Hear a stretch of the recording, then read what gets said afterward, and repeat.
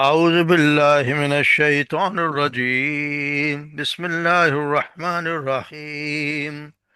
ضرب لكم مثلا من أنفسكم، هل لكم مما ملكت أيمانكم من شركاء فيما رزقناكم فأنتم فيه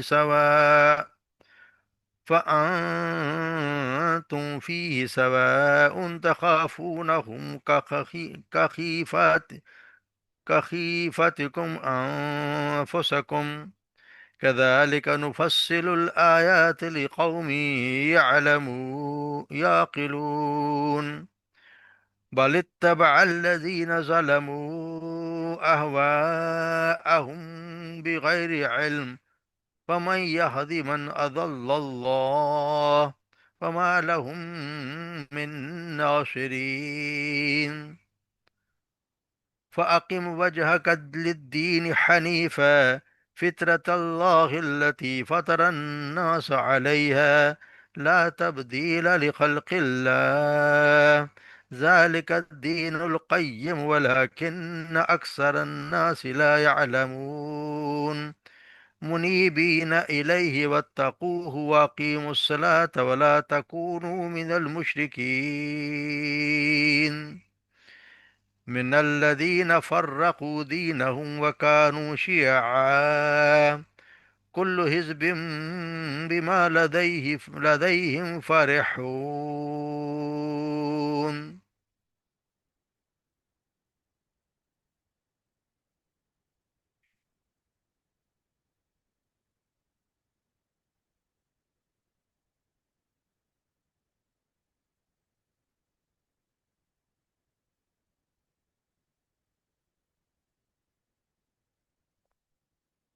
ضرب لکم، اور بیان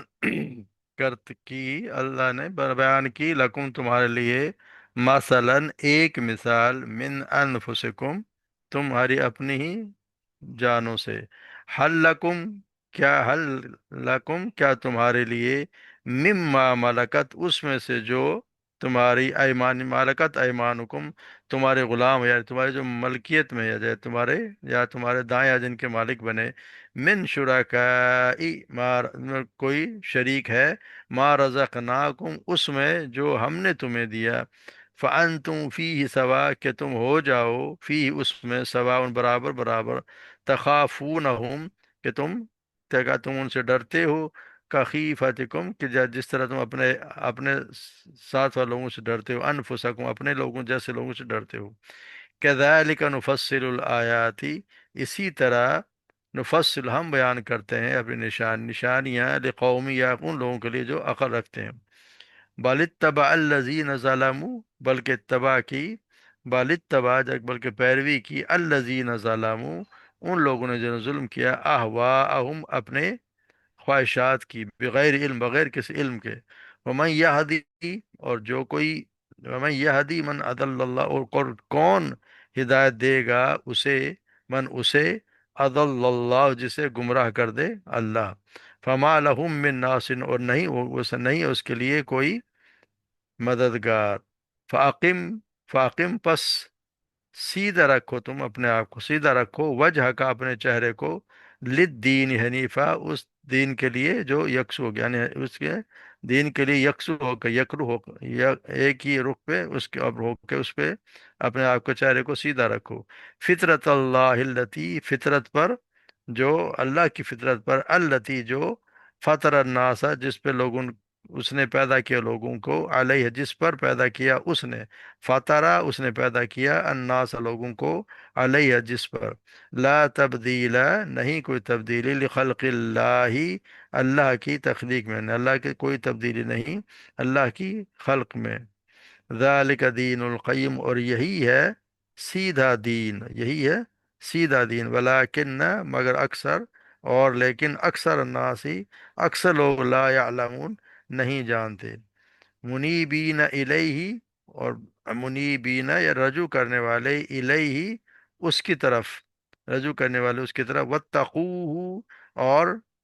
اور تم ڈرو اس سے، وَأَقِیمُوا الصَّلَاةَ اور قائم کرو نماز، ولا تکونوا اور تم نہ ہو جاؤ، من المشرक मुशरिकीन में से,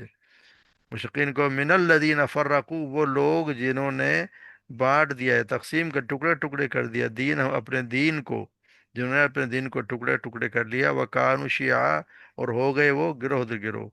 कुल्लू, हर एक, या हर कोई, या सब, हिज्ब, हर एक हिज्ब, यानी उसमें हर जो गिरोह है, बिमा लदैहिम, जो कुछ उसके पास है, फारिहून, उस पे वो खुश हैं,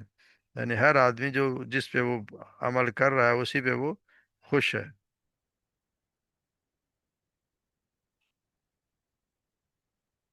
तो यह हम देखते हैं कि इससे पहले कि जितनी आयत चल रही थी उसमें अल्लाह सुब्हानहू व तआला जो है अपनी तौहीद भी और आखिरत का दोनों का मिला जुला बयान आ रहा था। यहाँ से अब खालिस तौहीद पर कलाम शुरू है, यानी खालिस तौहीद, ये एक अल्लाह ही की, यानी इलाहियत उलूहियत पे, एक तौहीद उलूहियत पे यहाँ से बयान हो रहा है। यानी कि अल्लाह ताला ताला ने शिर्क के बातिल होने की मिसाल यहाँ पे अल्लाह ताला कहते हैं, खुद तुम्हारी ज़ात में एक शिर्क से बातिल किस तरह तुम्हारी ज़ात में लाने की मिसाल दी है। वो ज़ात में ये कि अगर तुम गौर कर लो कि ये जो तुम्हारे गुलाम है, जो तुम्हारी मलकियत में है, यानी जो तुम्हारी मलकियत में गुलाम है, तुम्हारे गुलाम या तुम्हारे नौकर हैं, जो कोई भी हैं, मिन शुरका, क्या तुम्हारे रिज्क, उस रिज्क में बराबर के शरीक हैं, मिफी मा रजक ना हूँ, जो हमने तुम्हें दिए, अरे वो जो माल तुम्हारे पास है, क्या तुम्हारे गुलाम उसमें बराबर के शरीक हैं?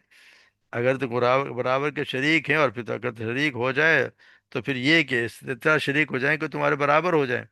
यानी इस तरह तुम्हारे बार तुम तो अगर अपनी तकसीम कर दो अपने माल को कि वो भी तुम्हारे बराबर हो जाए, और तुम भी उनसे इसी तरह डरने लगो जैसे अपने जैसे आज़ाद लोगों से डरते हो, तो क्या ये मुमकिन है? तो अगर ये तो मुमकिन नहीं है, क्यों, तो फिर ये किस तरह हो सकता है कि ये जो, हालांकि नौकर चाकर हैं, इनको तो तुमने बनाया भी नहीं, बाकी जितने भी जिनको तुम अल्लाह के सिवा पुकारते हो, अल्लाह के सिवा जिनको तुम पुकारते हो, चाहे वो जिन हो, चाहे इंसान हो, फरिश्ते हों, या कोई अम्बिया हो, औलिया हो, कोई भी हो, या फिर कोई पत्थर हो, दरख्त हो, जिनको भी तुम पुकारते हो, या बुत जो तुम्हारे पास रखे हुए हैं, सबका मालिक तो अल्लाह ही है, और सब अल्लाह ही की मलकियत है। तो तुम अपने गुलामों को, जो तुम्हारे जैसे इंसान हैं, तुम्हारे बराबर हैं, अपने अख्तियारात देकर अपने शरीक और अपने बराबर बनाने को तैयार नहीं हो, तो तुमने मखलूक को अल्लाह के बराबर बना के रख दिया, या जो जिनका वो मालिक है, मालिक के बराबर उसके ममलूक को बना दिया, किस तरह बराबर हो सकता है? ये तो सोचने की बात है कि तुम अपने लिए तुम काम करने के लिए करते नहीं हो, वो तुम अल्लाह पे डाल देते हो कि अल्लाह तबारक व तआला के साथ तुमने मबूद बना दिया कि अल्लाह के शरीक है, उसी के बराबर ये भी अख्तियार रखते हैं, और अपने नौकरों को तुम कोई अख्तियार नहीं देते कि कोई जाके 1,000 रुपये भी खर्च कराए, मुमकिन नहीं है कोई अख्तियार दिया, तो यहाँ पे किस तरह मुमकिन है? तो यहाँ पे वो इसी तरह वो किया, क्योंकि वो भी समझते यही थे, हालांकि वो भी कहते कि उनके मालिक को खुद जो मानते थे कि उनका मालिक अल्लाह ही है, जिस तरह से इब्ने अब्बास फरमाते हैं कि मुशरिकीन जब तलबिया किया कहा करते थे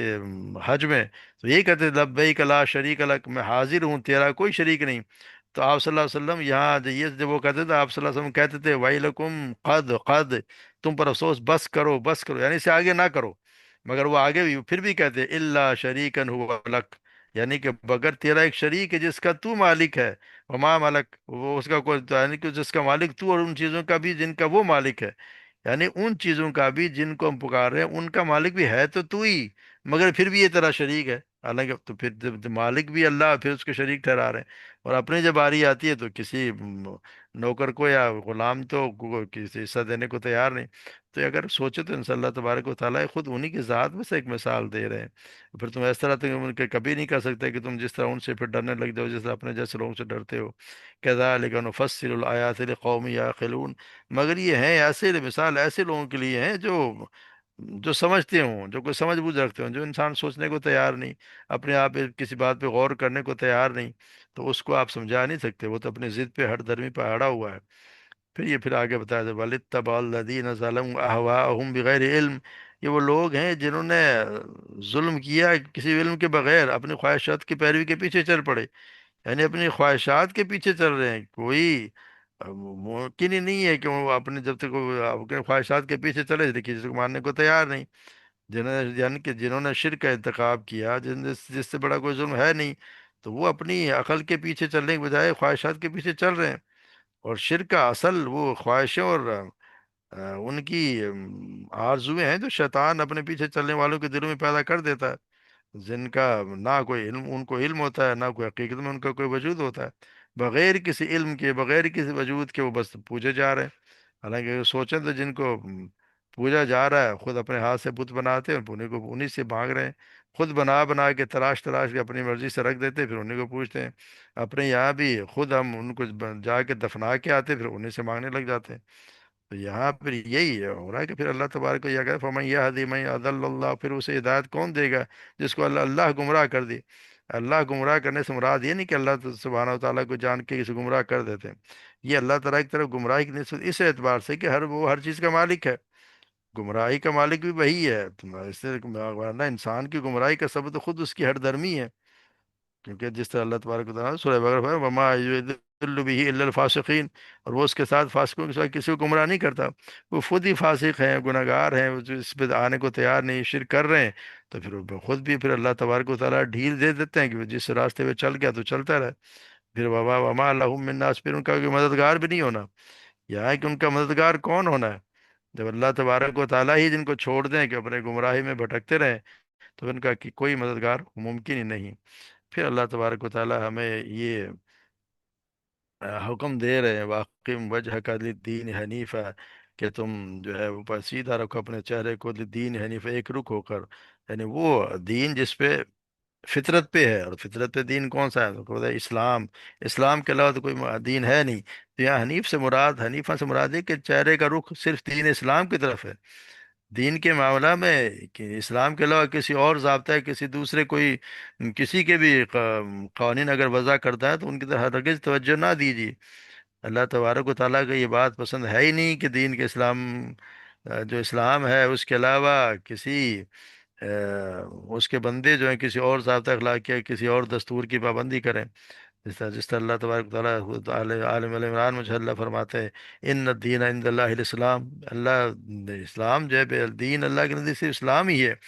اور جس طرح یہ بھی فرمایا کہ وَمَن يَبْتَغِي غَيْرَ الْإِسْلَامِ دِينًا فَلَن يُقْبَلَ مِنْهُ، اور جو کوئی بھی اسلام کے علاوہ کوئی اور دین تلاش کرے تو اس کو ہرگز قبول نہ کیا جائے گا، وَهُوَ فِي الْآخِرَةِ مِنَ الْخَاسِرِينَ، اور آخرت میں خسارہ پانے والوں میں سے ہوگا۔ تو اللہ تبارک و تعالیٰ جس طرح پورا صرف دین ہی دین اسلام ہی ہے جس کو اللہ نے پسند کیا ہے، اور جس طرح ہمیں یہ ہمارے لیے بتا بھی دیا الیوم اکملت لکم دینکم، آج میں نے تمہارے دین تمہارا دین مکمل کر دیا ہے، اب اتممت علیکم نعمتی ورضیت لکم الاسلام دینا،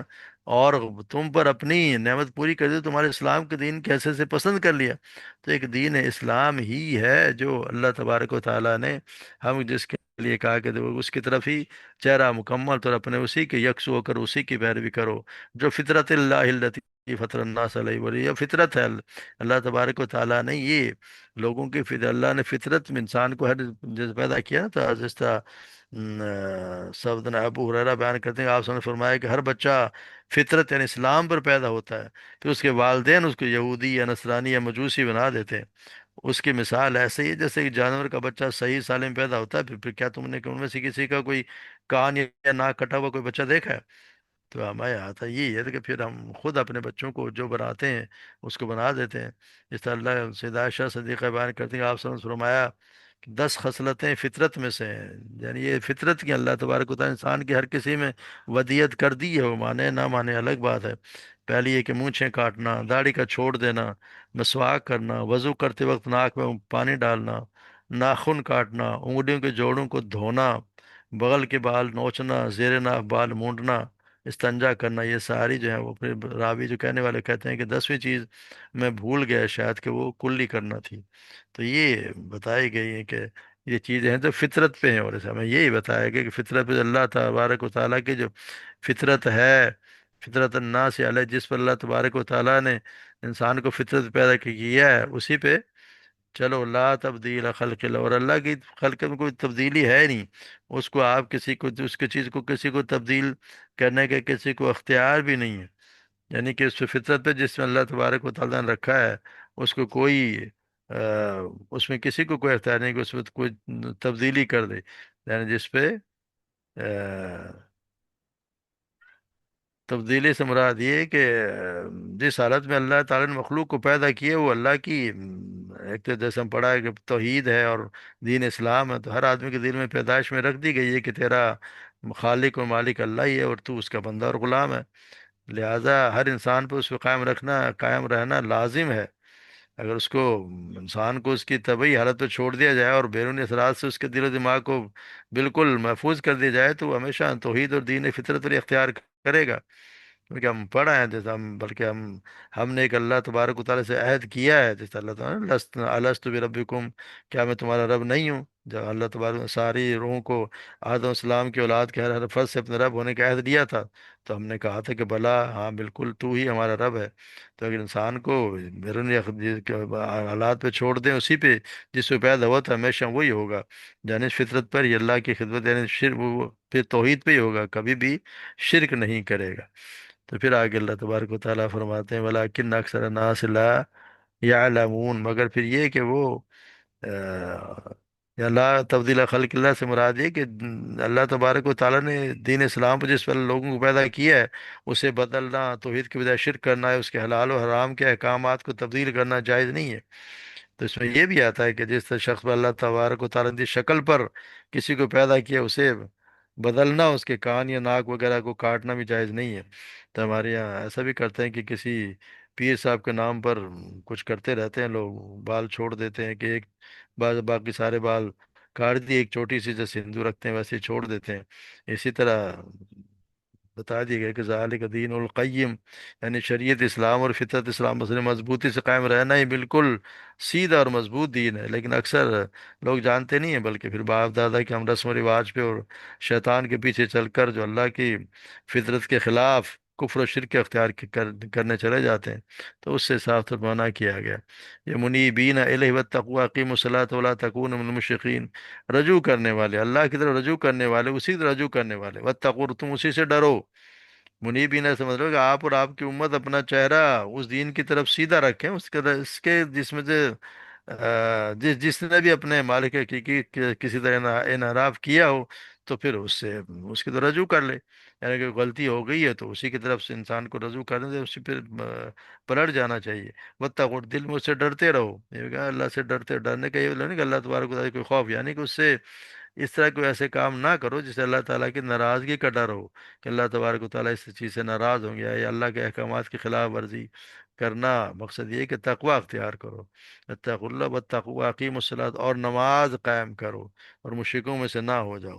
تو یہ چیز بہت سب سے زیادہ ضروری ہے، یعنی اسلام لانے کے بعد، کلمہ پڑھنے کے بعد جو سب سے زیادہ چیز ضروری ہے وہ ہے اقیم الصلاۃ، صلات کو قائم کرنا۔ جس طرح سے جابر بیان کرتے ہیں، آپ صلی اللہ علیہ وسلم نے فرمایا کفر و شرک کے درمیان اور مسلمان بندے کے درمیان فرق نماز کو چھوڑ دینا ہے۔ جس نے نماز چھوڑ دی تو سمجھو اس کا ایمان جاتا رہا۔ یا سیدنا بریدہ رضی اللہ تعالیٰ عنہ بیان کرتے ہیں کہ آپ صلی اللہ علیہ وسلم نے فرمایا ہمارے اور کافر کے درمیان عہد نماز ہے، جس نے اسے چھوڑ دیا اس نے کفر کیا۔ اس سے عبداللہ بن شفیق رضی اللہ اللہ بیان کرتے ہیں، آپ صلی اللہ علیہ وسلم کو صحابہ نماز کے علاوہ اعمال میں سے کسی چیز کو چھوڑنا کفر نہیں سمجھتے تھے، یعنی نماز کو چھوڑنا وہ بھی اس کا کفر کیا کر، یعنی کفر سمجھتے تھے۔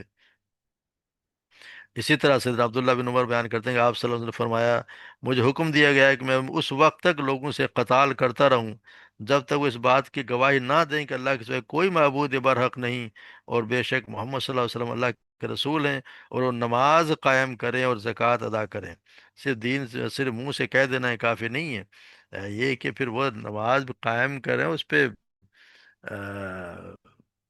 عمل بھی کریں، یعنی نماز بھی قائم کریں اور زکوٰۃ بھی دیں۔ صرف یہ کہنا کہ میں ایمان لے یا اس پہ چھوڑ دیے نہیں جائیں گے، ان کے لیے ضروری ہے کہ نماز کو قائم کریں، اور نماز ہر انسان کو ہر حال میں پڑھنی ہے۔ نماز کی تو جنگ میں بھی اجازت نہیں کہ جنگ میں بھی چھوڑ دی جائے، تو ہم تو عام حالات میں ہی نماز پڑھنے کو تیار نہیں، اکثر جو ہے وہ ڈنڈی مار جاتے ہیں۔ تو اسی لیے اس پہ ہر حال میں نماز کو قائم رکھنا ہو۔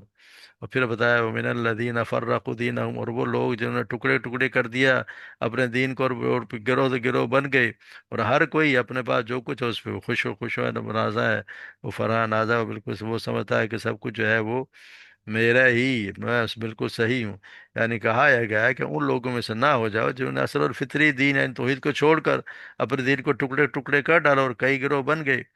یعنی وہ اللہ تعالیٰ کو چھوڑ کر کوئی کسی کی بات کرنے لگا ہے، کوئی کسی دوسرے کی بات کرنے لگا، یا اس نے اپنی طرف سے بہت سی چیزیں اپنی طرف سے بنا لی کہ وہی حق ہے، حالانکہ آپ صلی اللہ علیہ وسلم سے ثابت نہیں ہے۔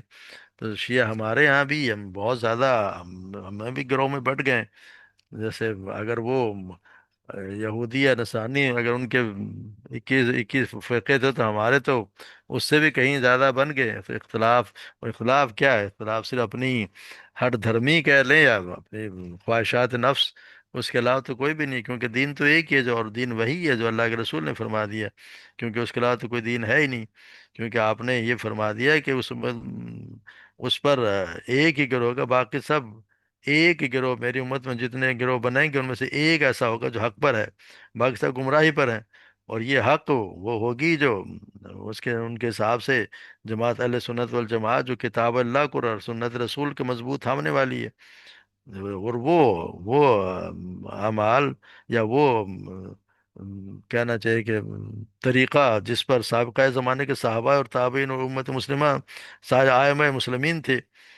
کیونکہ جس طرح آپ صلی اللہ علیہ وسلم سے پوچھا گیا کہ یہ جو فرقے اتنے بن گئے ان سے نجات پانے والا کون سا فرقہ ہوگا،